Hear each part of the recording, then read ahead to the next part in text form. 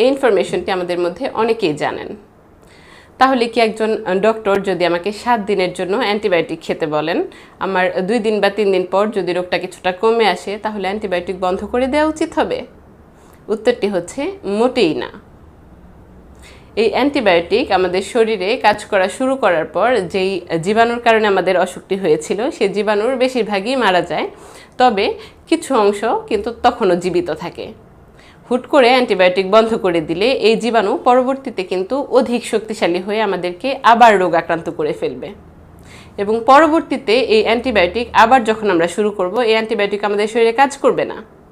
এই পুরো ব্যাপারটিকে বলা হয় অ্যান্টিবায়োটিক রেজিস্ট্যান্স। তাহলে আমাদের করণীয় কি? অ্যান্টিবায়োটিক সেবনের কিছু প্রপার নিয়ম রয়েছে, যেমন অবশ্যই আপনাকে অ্যান্টিবায়োটিক শুরু করার পূর্বে একজন রেজিস্টার্ড চিকিৎসকের পরামর্শ নিতে হবে।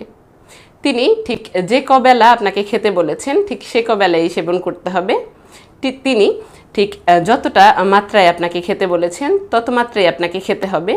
যতদিন খেতে বলেছেন ঠিক ততদিনই খেতে হবে।